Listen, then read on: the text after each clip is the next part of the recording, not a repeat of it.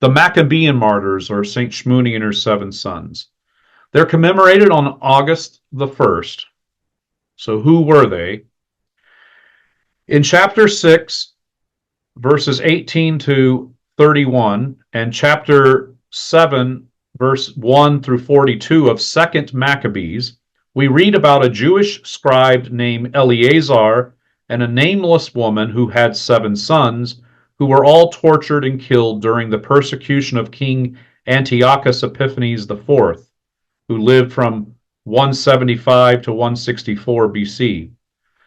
And they were killed for refusing to eat pork against the Jewish law, as found in Leviticus chapter 11, verses 7 to 8. Next, please.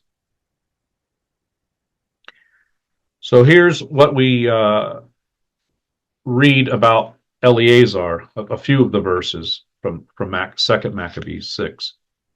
Eleazar, one of the foremost scribes, a man advanced in age and of noble appearance, was being forced to open his mouth to eat pork, but preferring a glorious death to a life of defilement, he went forward of his own accord to the instrument of torture, spitting out the meat as they should do who have the courage to reject food unlawful to taste, even for love of life.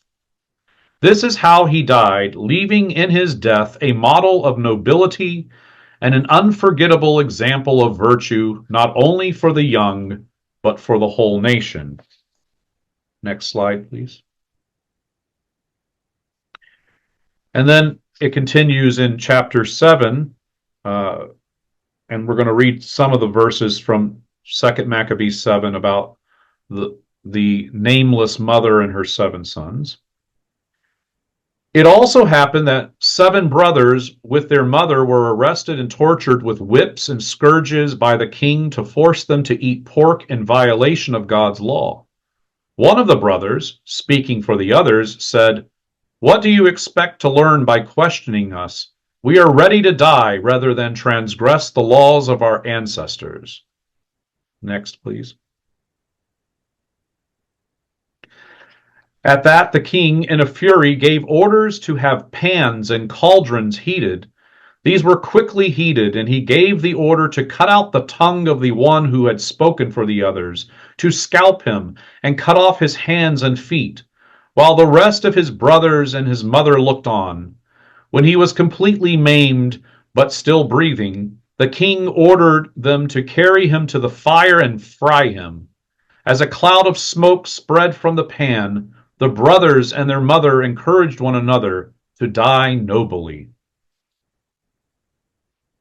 And so then, after the nameless woman's eldest son was killed, King Antiochus IV had her other sons brought before him and questioned whether they would eat the pork. When they refused, they were each tortured and killed in front of their mother. As the youngest brother was still alive, the king appealed to him, not with mere words, but with promises on oath, to make him rich and happy if he would abandon his ancestral customs. He would make him his friend and entrust him with high office.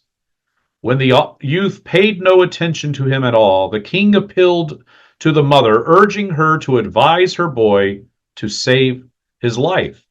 So then there's a lengthy dialogue in which this nameless woman encourages her youngest son, and we pick up with, "Do not be afraid of this executioner, but be worthy of your brothers and accept death, so that in the time of mercy I may receive you again with your brothers."